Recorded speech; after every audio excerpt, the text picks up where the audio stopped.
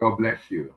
It's great once more to meet with you in another session in the book of Isaiah. Well, I call it the Gospel of Isaiah because certainly this gospel, this word, the word that God placed in the heart and in the mind, not only that, but what He allowed Isaiah to see, it, I believe, my friend, it's so true and so apt for our day and our time, especially see a lot of things,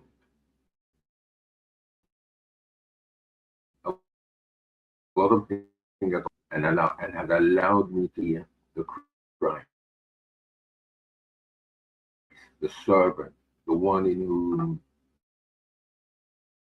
the Lord God said that He would send into this world.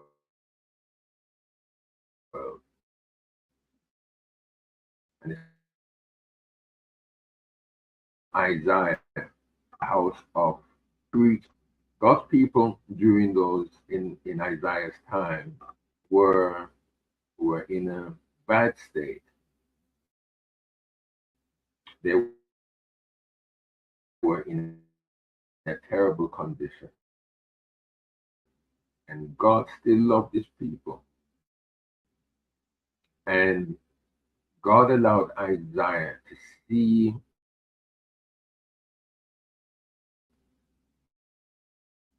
the calamity, to see the tribulation, let me say, that was going to come on people. But God, in his mercy towards people, he encouraged them. He see the errors of that's why he sent Isaiah. That is why he sent you. Sorry, there's so many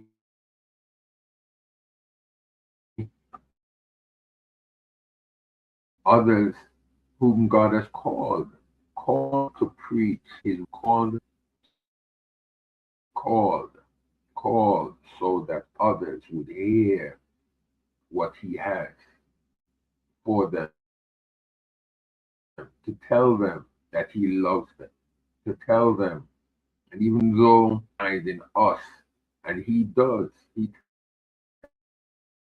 tells us that he chastises us, but he chastises us because he loves us.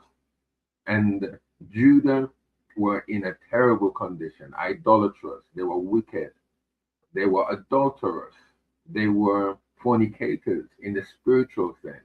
Also, they may have been doing it in a very physical way, also amongst themselves, but they were not righteous at all in word or in deed. But God still loved his people. And that is why in this particular chapter and in the chapters before, let us say, God's plan was to send his servant. In other words, God's plan was to send the Messiah. And Isaiah the prophet, he is the most prophetic prophet of all prophets within the scriptures.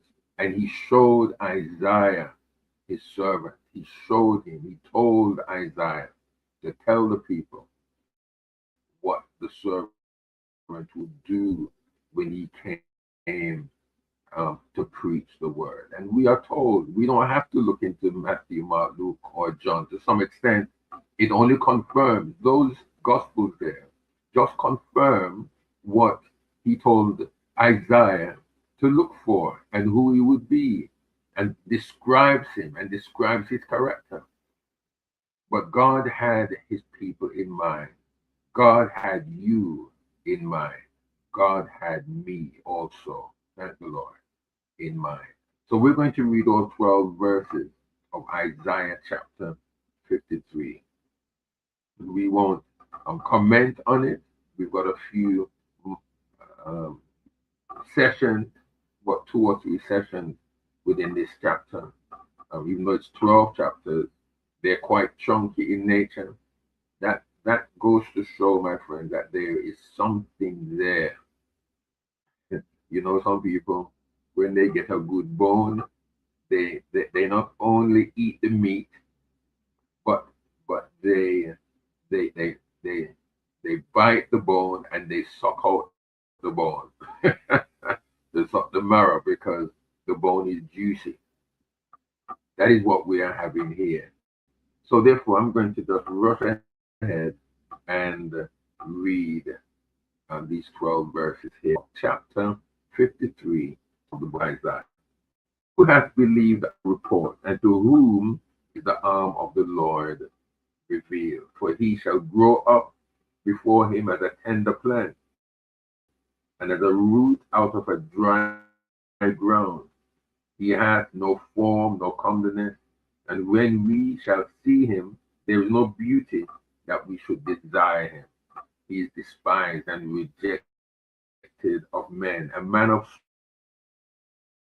sorrows, with grief, and we were our faces him.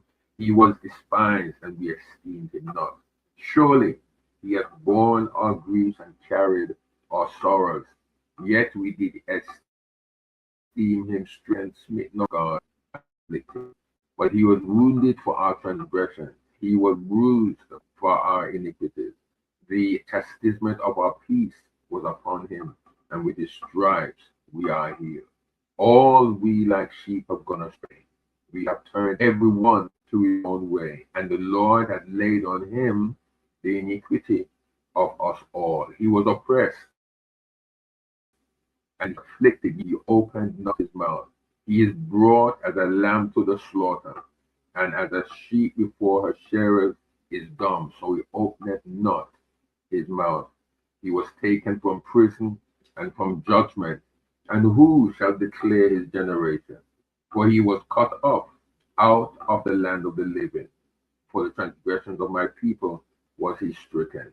And he made his grave with the wicked and with the rich in his death, because he had not done no violence, neither was any deceit in his mouth. Yet it pleased the Lord to bruise him. He hath put him to grief. When thou shalt make his soul an offering for sin, he shall see his seed, he shall prolong his days, and the pleasure of the Lord shall prosper in his hand. He shall see of the travail of his soul, and shall be satisfied. By his knowledge shall my righteous servant justify many, for he shall bear their iniquity. Therefore will I divide him a portion with the great, and he shall divide the spoil with the strong, because he had poured out his soul unto death, and he was numbered with the transgressors, and he bare the sin of many, and made transgressor for the transgressor. Hearing that the reading of God's holy word. Just want to, at this time, just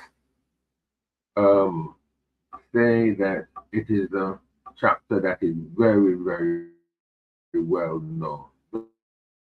Very well known. But again, let us reread of this chapter.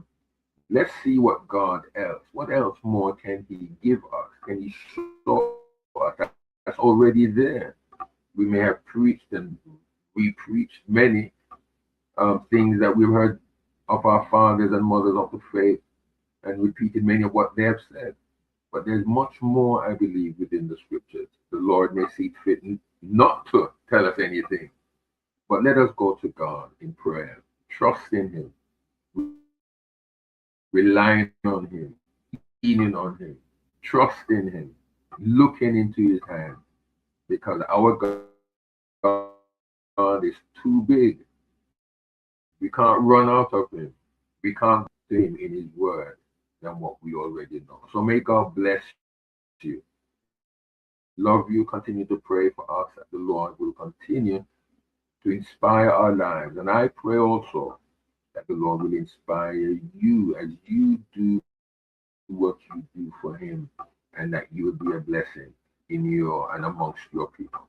May God bless you. We'll pray in another session, but you pray asking God really to do what he